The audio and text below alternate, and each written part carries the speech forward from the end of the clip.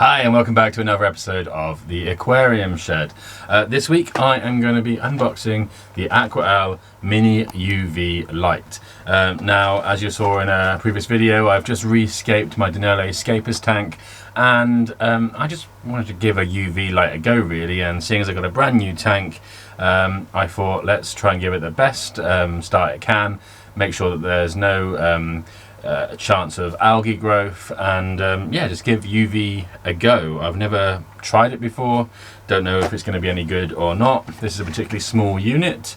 I've read kind of various reviews that say this may or may not be effective.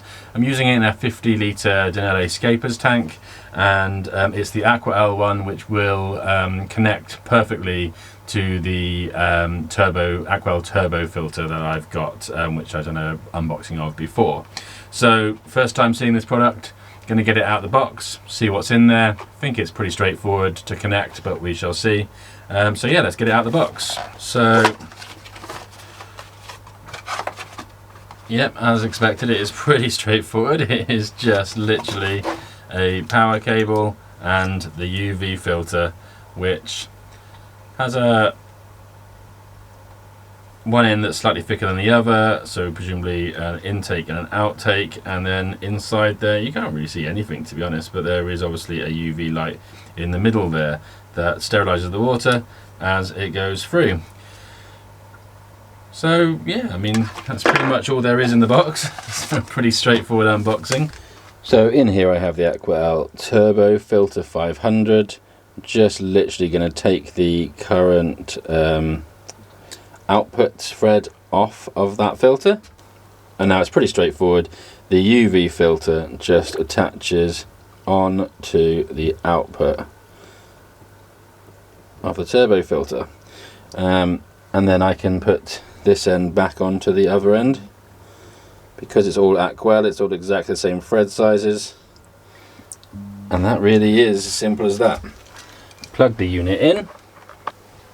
So it's a USB powered adapter. I didn't realise that, which is interesting, and it is a 5-volt output. Yeah, there you go.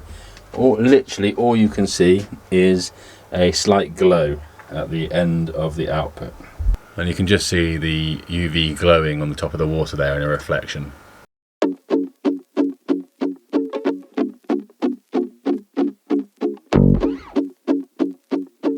Okay, so we're finally ready to move this tank across to the main rack. Let's do it.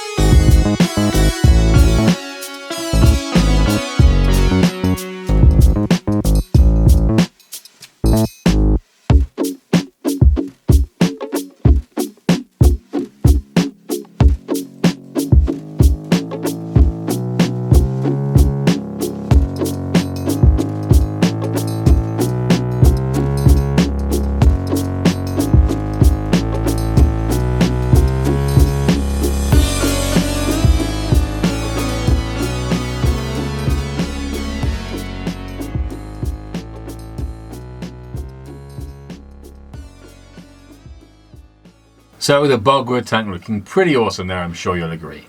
I've been really enjoying watching the apistogramma settle in, and I've been doing a lot of research about what fish to go in there with them.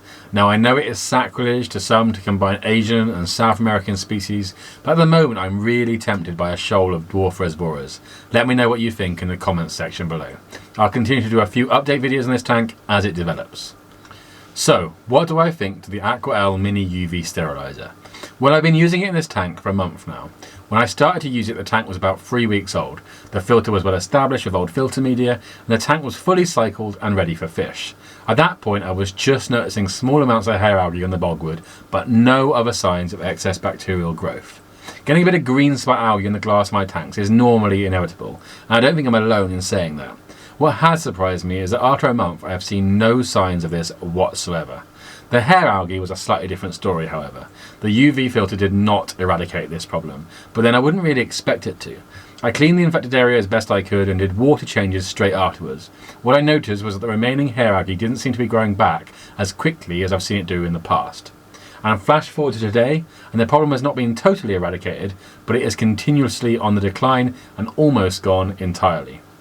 Now I did a bit of research on UV and the required radiation to be effective. You need a wavelength of around 254 nanometers for a UV sterilizer to be effective, and nowhere in the AquaEl literature can I tell if 4 UV LEDs in this unit achieve this wavelength. I also read that unicellular and multicellular algae are affected by UV differently, and it is much more effective at combating unicellular algae. These are the sort that cause your entire water to go green, so a UV filter should be good at stopping this from happening at the very least. Now if you're watching this video, it's probably because you've read lots of mixed reviews about the product. What I have concluded is a sort of middle ground. I don't think this UV sterilizer is totally useless, and it definitely seems to have a preventative impact on the emergence of green spot algae. But I am sceptical about whether this unit is powerful enough to kill more complex bacteria and algae.